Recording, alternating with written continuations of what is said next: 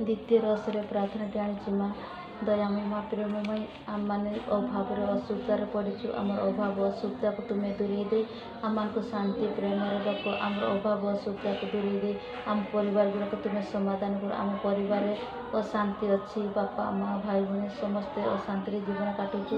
ଆମମାନଙ୍କ ପରିବାରକୁ ତୁମେ ଆଶୀର୍ବାଦ ଅନୁଗ୍ରହ ଦିଅ ମା। ଆମମାନଙ୍କୁ ସବତି ହୁଅ ମା। ଆମକୁ ସାହାଯ୍ୟ କର ମା।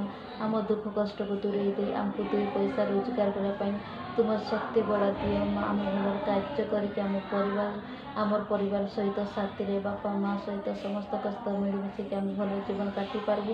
ତୁମର ଆଶୀର୍ବାଦ ଅନୁଗ୍ରହ ଦିଅ ମା। ତୁମ ନିକଟରେ ଆମର ଅଭାବ ଅସୁବିଧାକୁ ଦୂରେଇ ଦେଇ ଆମ ଘର ଦୁଆର ପାଇଁ ଆମର ପଇସା ପତ୍ର ପାଇଁ ଆମର ଖାଇବା ପିଇବା ପାଇଁ ସବୁକିଛିରେ ଆମେ ଅଭାବ ଅସୁବିଧାରେ ପଡ଼ିଛୁ। ସେସବୁରେ ଆମମାନଙ୍କୁ ସମାଧାନ କରିକି ଆମମାନଙ୍କୁ ଶାନ୍ତି ଆଉ ପ୍ରେମ ପରିବାରକୁ ଦିଅ ମା। ଆଉ ଆମେ ସମସ୍ତେ ଯେମିତି ପ୍ରାର୍ଥନାରେ ବିଶ୍ୱାସରେ ତୁମ ନିକଟରେ ଅଳି କରିକି ପ୍ରାର୍ଥନା କରିପାରିବୁ ମା। ତୁମ ନିକଟରେ ପ୍ରାର୍ଥନା ମାଗୁଛୁ ମା। ମୋର ସବୁ ଭାଇ ଭଉଣୀ ବାପା ମା ଦିନ ଦୁଃଖୀମାନଙ୍କ ପାଇଁ ନିମନ୍ତେ ତୁମ ନିକଟରେ ପ୍ରାର୍ଥନା କରୁଛୁ ମା। ସେମାନଙ୍କୁ ଆଶୀର୍ବାଦ ଅନୁଗ୍ରହ ଦିଅ ମା। ସେମାନେ ତୁମଠାରୁ ପ୍ରାର୍ଥନା ବିଶ୍ୱାସ କରିପାରିବେ। ଆଉ ଯାହା ଆଜିକାଲିର ଯୁଗରେ ତ କାମ କରିବା ପାଇଁ ଆମମାନଙ୍କୁ ସୁବିଧା କିଛି ମିଳୁନି। ଘରେ ବସି ବସିକି ଆମେ ରହୁଛୁ ମା। ଆମମାନଙ୍କୁ କିଛି ସୁବିଧା ମିଳୁନି।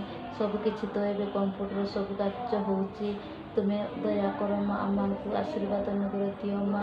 ଆମମାନଙ୍କୁ ଅଭାବ ଅସୁବିଧାକୁ ଦୂରେଇ ଦେଇ ଆମକୁ ଶାନ୍ତି ପ୍ରେମରେ ଚଳିବା ପାଇଁ ଏ ଦେଶରେ ଆମକୁ ଆଗେଇ କରିକି ଆମକୁ ନେଇଯାଅ ମା। ତୁମର ଆଶୀର୍ବାଦ ଅନୁଗ୍ରହ ଦିଅ ମା। ତୁମର ଛୋଟ ପ୍ରାର୍ଥନାଟି କରୁଛି ମା। ଦ୍ୱିତୀୟ ରହସ୍ୟରେ ପ୍ରାର୍ଥନାଟି ସମର୍ପଣ କରୁଛି।